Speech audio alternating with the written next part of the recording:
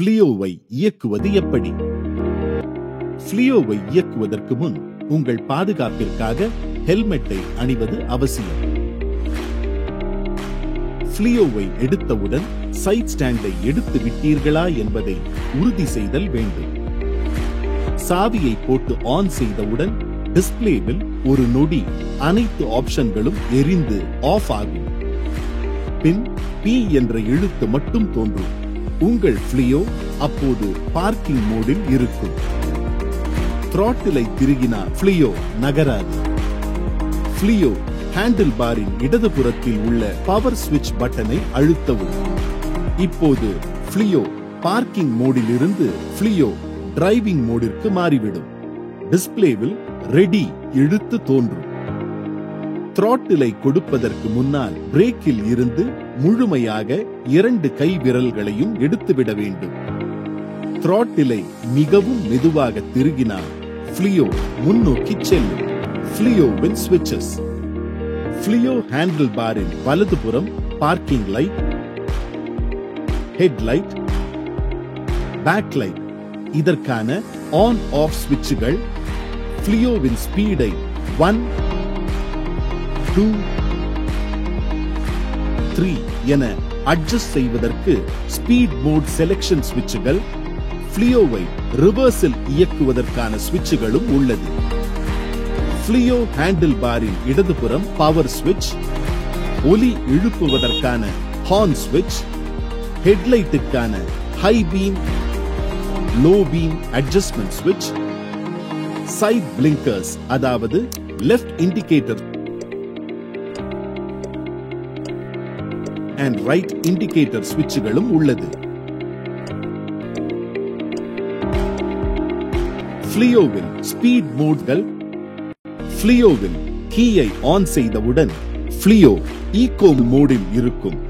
அதற்கான குறி டிஸ்பிளேவில் டிஃபால்ட்டாக ஈகோ மோட் 1 இல் இருக்கும்.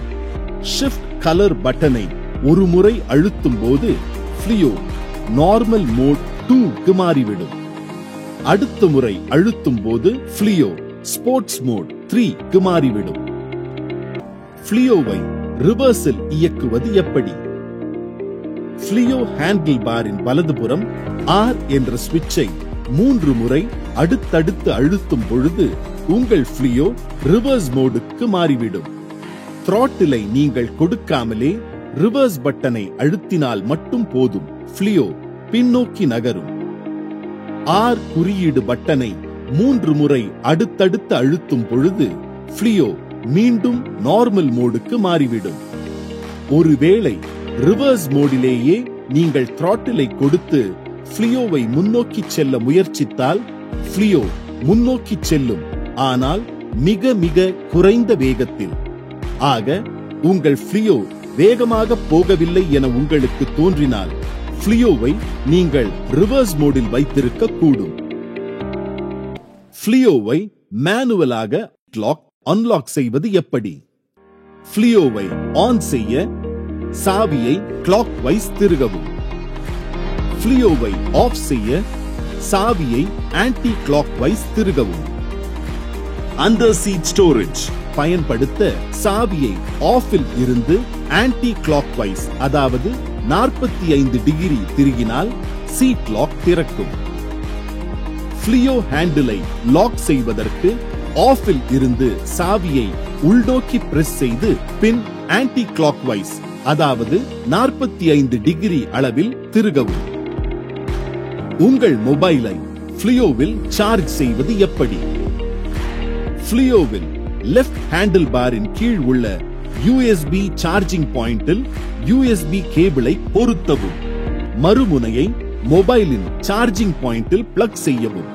உங்கள் மொபைல் சார்ஜ் ஆக தொடங்கும். உங்கள் ஃப்ளியோவை வீட்டில் சார்ஜ் செய்வது எப்படி? ஓவர்நைட் சார்ஜரை ஃப்ளியோவின் முன் சீட்டின் இருக்கையின் அடியில் ஃபுட் ரெஸ்டிற்கு மேல் இருக்கும் சாக்கெட்டில் பொருத்தவும். 3-பின் பிளக்கை உங்கள் வீட்டின் பிளக் பாயிண்ட் சாக்கெட்டில் பொருத்தவும். ஸ்விட்சை ஆன் செய்ததும் கிரீன் கலர் LED லைட் விட்டு விட்டு எரியும். இது உங்கள் ஃப்ளியோ சார்ஜ் ஆக அனைத்தும் சரியாக உள்ளதா என்று சரிபார்க்கும். இது 3 இருந்து 4 நிமிடங்கள் வரை ஆகும். ரெட் கலர் லைட் தொடர்ச்சியாக எரியும் பொழுது ஃப்ளியோ சார்ஜ் ஆகிக் கொண்டிருக்கிறது என்று அர்த்தம். உங்கள் ஃப்ளியோ 100% சார்ஜ் ஆகியவுடன் தொடர்ச்சியாக கிரீன் லைட் எரியத் தொடங்கும்.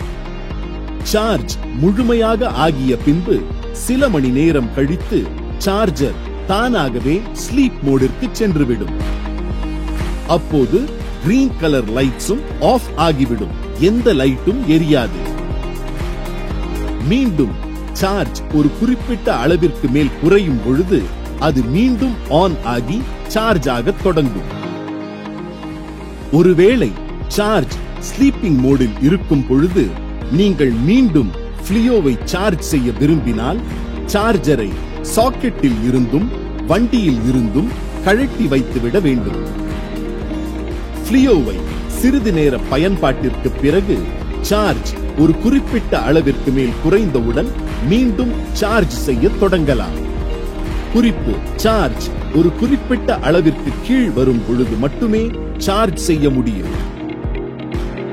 ஃப்ளியோவை கீலெஸ் ரிமோட் மூலம் ஆன் ஆஃப் செய்வது எப்படி? ஃப்ளியோவில் மேனுவல் லாக்கிற்கு மேலும் பாதுகாப்பிற்காக எலக்ட்ரானிக் ரிமோட் லாக் சிஸ்டம் கொடுக்கப்பட்டுள்ளது. ஃப்ளியோவை ஆன் செய்ய ரிமோட்டில் உள்ள லாக் பட்டனை அழுத்தவும். இது பீப் என்ற சவுண்டுடன் லாக் ஆகும். இது ரியர் வீலை லாக் செய்கிறது. ஃப்ளியோவை யாரேனும் நகர்த்த முயற்சித்தால் பஸர் ஒலி எழுப்பும். ரிமோட்டில் உள்ள அன்லாக் பட்டனை அழுத்தும் பொழுது 2 பீப் ஒலியுடன் ஃப்ளியோ அன்லாக் ஆகிறது.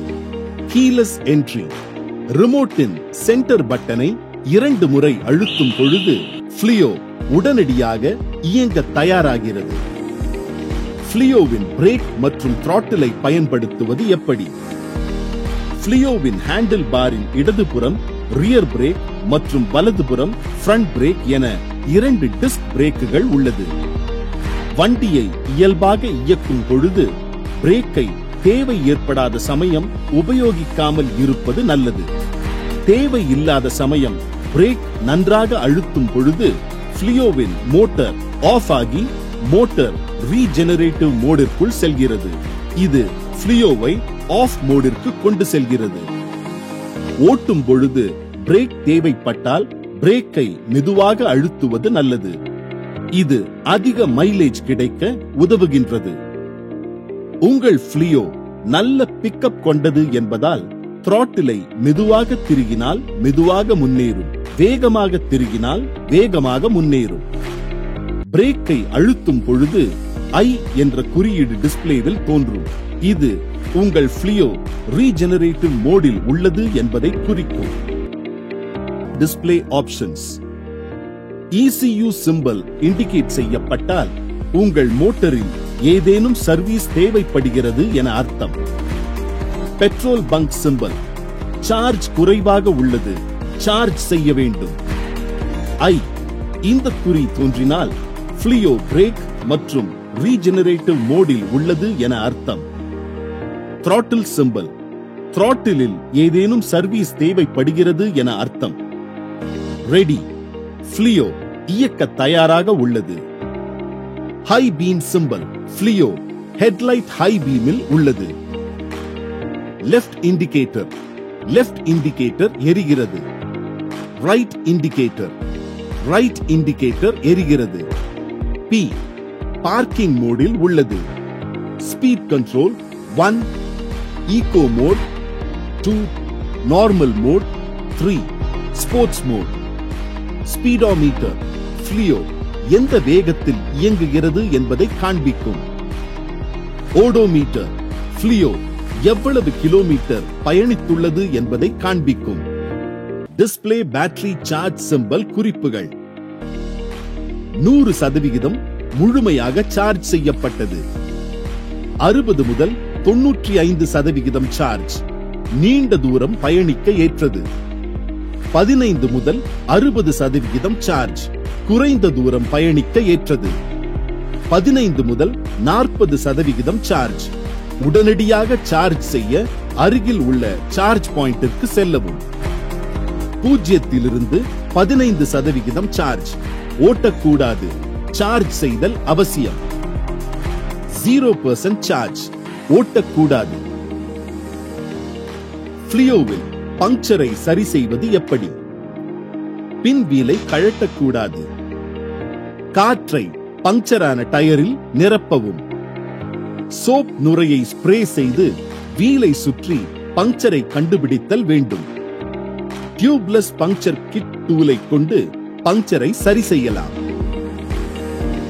ஃப்ளியோவின் எனர்ஜி பயன்பாடு எப்படி நடைபெறுகிறது? Energy transfer battery to motor, only throttle without braking. ஃப்ளியோவை இயக்கும் போது பிரேக் பிடிக்காமல் throttle-ஐ மட்டும் தரும்போது பேட்டரியில் இருந்து எனர்ஜி மோட்டருக்கு செல்கிறது. இதனால் throttle-ஐ லேசாக கொடுக்கும் போது ஃப்ளியோ மெதுவான வேகத்திலும், throttle-ஐ நன்றாக திருகும் போது மிக வேகத்திலும் ஃப்ளியோ இயங்குகிறது. No energy transfer, no throttle, no brake. ஃப்ளியோவில் throttle மற்றும் பிரேக்கை கொடுக்காத போது எனர்ஜி பரிமாற்றம் நடைபெறுவது இல்லை. இதனால் சாலையின் தன்மை, காற்றின் விசைக்கு ஏற்ப ஃப்ளியோ மெதுவாக நகர்ந்து நிற்கும். Energy transfer from motor to battery, brake gently, no acceleration. ஃப்ளியோவை ஓட்டும் போது throttle-ஐ கொடுக்காமல் மெதுவாக பிரேக்கை அப்ளை செய்யும் போது மோட்டார் ஆஃப் ஆகி மோட்டார் ஜெனரேட்டராக மாறிவிடுகிறது. இப்போது ஃப்ளியோ ரீஜெனரேட் மோடுக்கு மாறிவிடுகிறது. அதாவது மோட்டரில் இருந்து கன்வெர்ட்டர் வழியாக பேட்டரி சார்ஜ் செய்யப்படுகிறது. இதனால் உங்கள் ஃப்ளியோவின் மைலேஜ் அதிகரிக்கிறது.